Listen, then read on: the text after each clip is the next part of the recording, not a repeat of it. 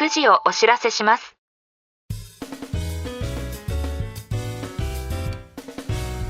This program is Whiskey Radio, Drama FM. 時刻は午後9時を回りました。金曜日の夜のウイスキーラジオ、ドラマ FM のお時間です。お相手はナビゲーターのシーカーでお送りします。この番組ではウイスキーニュースをはじめ、バーで見かけたら一度は召し上がっていただきたいウイスキーをご紹介していきます。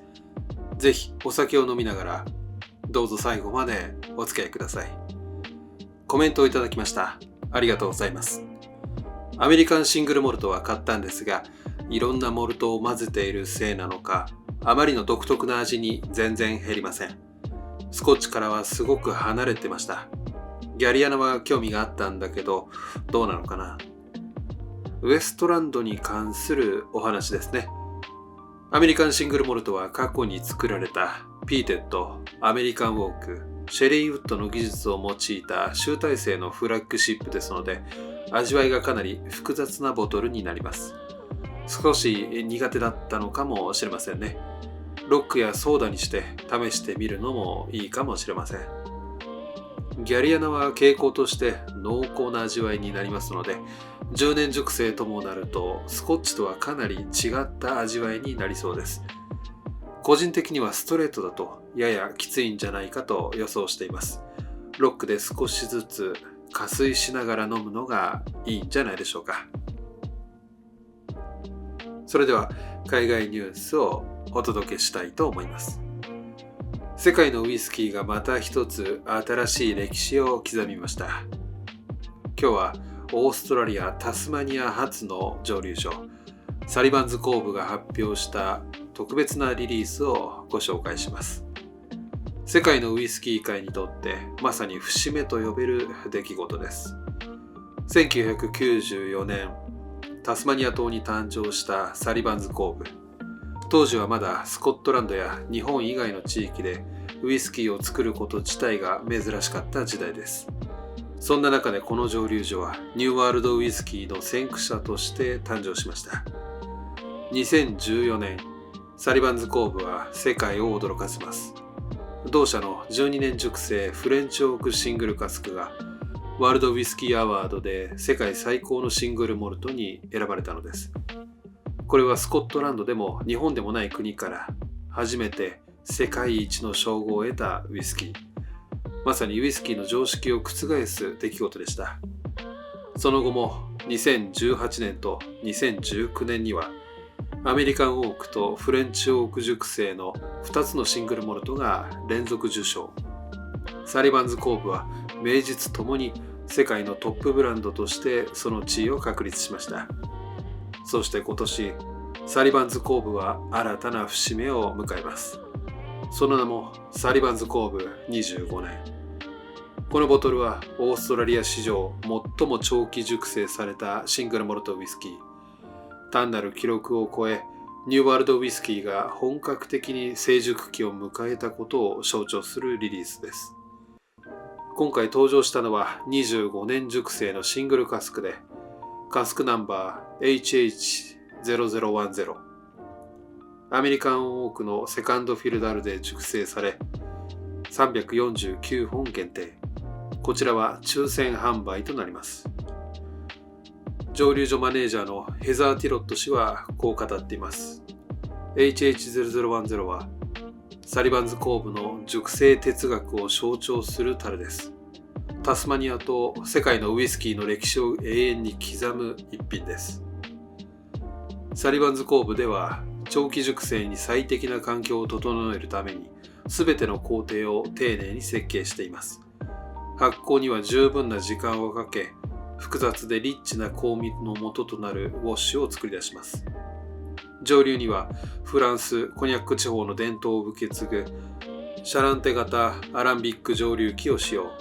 さらにワームタブ式コンデンサーを採用することで深みと滑らかさを兼ね備えた原酒が生まれます。熟成に使うのは大容量の樽のみ。時間をかけて層のある複雑な味わいを育てています。創業から30年、スコットランドから地球の裏側、タスマニアの小さな蒸留所で始まった挑戦は、今や世界のウイスキー史に新たなページを刻みました。伝統の長さではなく、情熱と技術が最高のウイスキーを生む。サリバンズ工部はそのことを証明し続けています。サリバンズ工部25年のニュースをお伝えしました。ウイスキーが好きな方はぜひ一度タスマニアの風を感じてみてはいかがでしょうか。動画の概要欄に公式サイトのリンクを貼っておきますので、気になる方はぜひチェックしてみてください。ドラム FM では皆さんからのお便りを募集しています。いただいた内容は番組内でご紹介させていただきますので、おすすめのウイスキーや素敵なバーのご紹介などをコメント欄にお寄せください。感想や質問も大丈夫です。たくさんのお便りをお待ちしています。それでは今日のゲストなんですけども、この番組ではゲストと称しまして、私が購入したウイスキーを皆さんにご紹介したいと思います。本日はインチデアニー蒸留所からキングラッシーローです。インチデアニー蒸留所はスコットランドのグレンロセスにあるローランドのシングルモルトスコッチウイスキーとライウイスキーの蒸留所です。2011年にジョン・ファーガス社が設立され、洪水リスクのある旧工場跡地ではなく、新しい土地で2014年に蒸留所建設を開始。2015年12月に蒸留を開始しました。初蒸留はストラスエンリーで交換用のシングルモルトでした。2016年からは53大麦のみを使った季節限定の自社シングルモルトを蒸留し、2029年にヴィンテージとして瓶詰め予定です。2017年にはピーテッドのキングラッシーとライウイスキーのライローを蒸留。その後、ライローが初の公式ボトルとして15カ国で発売され、設備拡張により年間生産能力は400万リットルに倍増。倉庫も16棟に増設されました。2025年5月には初のシングルモルト、キングラッシーダブルマチュアードとキングラッシーローが発売されました。キングラッシーという名称はアイルランド語のセントグレイスンに由来し、小川のそばの教会を意味します。また、蒸留所の近くの村の名前でもあります。限定版のキングラッシーは 100% ファイフ地方産大麦とスコットランド、メインランドのピートを使用し、アメリカンオークのバーボンダルで8年間熟成されました。どんな味がするんでしょうか。ではストレートでいただいてみたいと思います。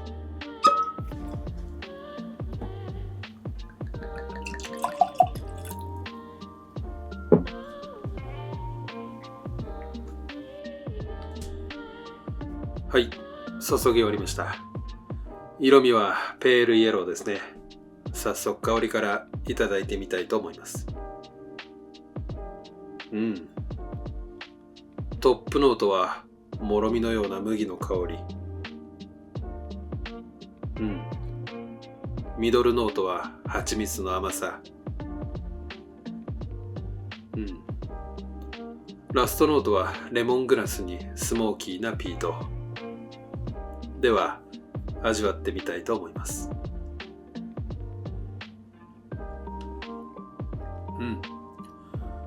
口当たりは滑らかでボディはミディアム。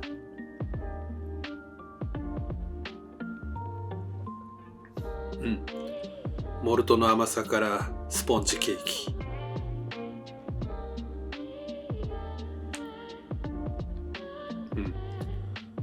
クローブのスパイスに少しシトラス。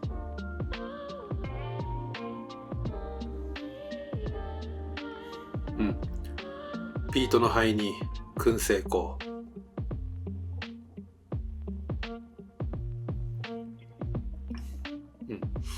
フィニッシュは塩味のあるチョコレート。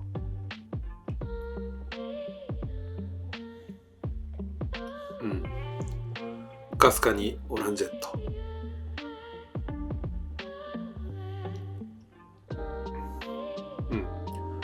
ドライなピートにほんのり甘い麦の香りが程よく余韻に続きます。